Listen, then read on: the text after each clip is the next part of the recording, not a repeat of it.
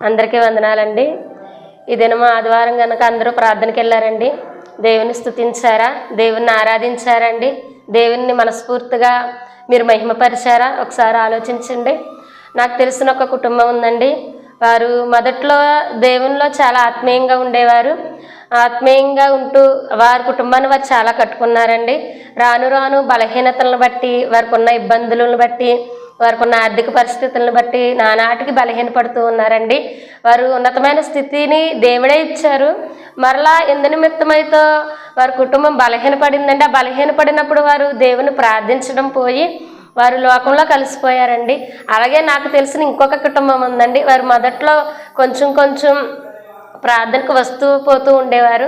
అంతగా దేవుని గురించి తెలియదు, వాక్యం గురించి కూడా తెలియదండి.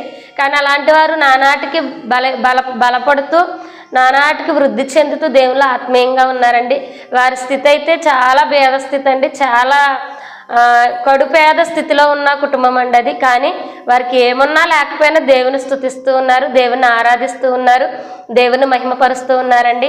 అలాగే ఉన్నతమైన స్థితిలో ఉండి దేవుని మరిచిన వారిని చూసామండి. అలాగే లేని స్థితిలో ఉండి దేవుని ఎంతో సంతోషంతో పూర్ణ హృదయంతో దేవుని ఆరాధిస్తూ ఉన్న వారిని చూస్తూ ఉన్నామండి. ఎందు నిమిత్తమైతే ఈ దినము దేవుడు నాతో ఈ మాటలు మాట్లాడుచున్నాడో మాకు తెలియదు, కానీ మీకు తెలుసని మీకు చెప్తూ ఉన్నానండి. మీలో కూడా అలాంటి వారు ఉండొచ్చు. ఎందుకంటే మేము చాలా లేని స్థితిలో ఉన్నాము, దేవుని మహిమపరుస్తూ ఉన్నాము, ఆరాధిస్తూ ఉన్నామనే వారు కొంతమంది ఉండొచ్చు. సంపన్న స్థితిలో ఉండి సమస్యలను బట్టి, ఇరుకులను బట్టి, ఇబ్బందులను బట్టి బలహీనపడిన వారు కూడా ఉండొచ్చు. ఎందుకు బలహీనపడుతున్నారండి మీరు? అసలు మీరు దేవుడు చేసిన కార్యాలను ఎలా మర్చిపోతూ ఉన్నారు? ఆయన మనల్ని విడిపించాడు, ఆయన మనల్ని రక్షించాడు, ఆయన మనల్ని కోరుకున్నాడు, ఆయన మనల్ని పిలిచాడు కదా. మీరు ఎందుకు మర్చిపోతూ ఉన్నారు? ఆయన మీ జీవితంలో ఎన్నో గొప్ప కార్యాలు చేస్తుంటారు. ఒకసారి గుర్తు చేసుకోండి. ఈ దినం ఇలా సజీవుల్లో ఉన్నామంటే అది దేవుని కృప కాదా? ఈరోజు ఇలా మనం మాట్లాడగలిగే స్థితిలో ఉన్నామంటే అది దేవుని కృప కాదా? అసలు మనకు ఆస్తులు అంతస్తు లేకపోయినా సజీవత్వాన్ని ఇచ్చాడంటే అది ఎంత గొప్ప ధన్యం అండి. సజీవులే కదా నిన్ను స్తుతిస్తారని వాక్యం సెలవిస్తూ ఉంది. ఈ దినమంది మన సజీవుల్లో ఉండటమే మనకు ఐశ్వర్యం అండి. ఈ దినమంది మన సజీవుల్లో ఉండటమే గొప్ప భాగ్యం.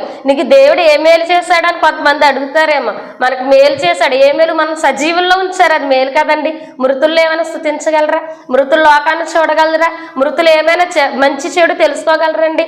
సజీవులు మనం అంటే ఈ సజీవత్వాన్ని ఇచ్చిన దేవుని స్తుతించాలి. మనం ఈ సజీవత్వాన్ని ఇచ్చిన దేవుని మహిమపరచాలి. మీరు ఎందుకు బలహీనపడుతున్నారండి? దేవుని అసలు ఎందుకు మర్చిపోతూ ఉన్నారు? ఆనాడు ఇశ్రాయేల్ జనాంగాన్ని దేవుడే కదా నడిపించారు. వారి అవిధేయతను బట్టి చుట్టూరు తిప్పిన కనాను దేశానికి నడిపించాడు దేవుడు. అలాగే మనలో ఏ అవిధేయత ఉందో ఒకసారి సరిచేసుకోండి. మీరు ఒకసారి ఆలోచించుకోండి. మీరు ఎందుకు బలహీనపడుతూ ఉన్నారు? అసలు దేవుడు మన పట్ల ఎన్నో కార్యాలు చేస్తూ ఉంటాడు. ఈ దినం ఒకవేళ కష్టాల్లో ఉన్నారేమోనండి, భయపడకండి. దేవునికి అసాధ్యమైనది ఏదైనా ఉందా? సముద్రాన్ని 2 పాయలు చేసిన దేవుడు మన సమస్య నుంచి విడిపించడా? మీరు ఎందుకు బలహీనపడతారు? ఎరుకో గోడలు అంటే పెద్దవంట, ఎరుకో గోడలు. అలాంటి గోడలు కూల్చిన దేవుడు మన సమస్యలను తీర్చడండి, మన అప్పులు తీర్చడా? ఆయనలో నమ్మకంగా ఉండండి, ఆయనలో విశ్వాసంగా ఉండండి. కరువు వచ్చిన, ఖడ్గం వచ్చిన, హింస వచ్చిన, బాధ వచ్చిన నా వైపు దేవుడు చూడమంటున్నాడు. అలాగే మీరు దేవుళ్ళు నిలబడండి. ఎన్నో పరిస్థితుల నుంచి దేవుడు విడిపించాడు. అలాగే నేను చెప్తూ ఉన్నాను కదండి, నేను 2 కుటుంబాలను చూశాను. ఒక కుటుంబం బలహీనపడింది, ఒక కుటుంబం ఆత్మీయంగా ఉంది. అలాగే మనం కూడా దేవుళ్ళు ఆత్మీయంగా, మనకి ఏమన్నా లేకపోయినా దేవుళ్ళు ఆత్మీయంగా ఉన్నప్పుడు మనం అభివృద్ధి చెందుతామండి. మా ఆత్మీయ తల్లిగారు మాకు ఎన్నో మర్మాలను చెప్తూ ఉన్నారండి. మా ఆత్మీయ తల్లిగారిని చూసి మేము ఎంతో నేర్చుకుంటున్నాం. ఒక స్త్రీ ఎలా బోధించగలదా, ఒక స్త్రీ ఎలా చెప్పగలరని ఎన్నో కొంతమంది కామెంట్లు కూడా పెట్టిన వాళ్ళు ఉన్నారండి. అసలు స్త్రీ బోధించకూడదు అనేవారు కూడా ఉన్నారు. అలాంటి వారి మధ్యలో మా సేవకురాలు సింహంలా నిలబడి చెప్తూ ఉన్నారండి.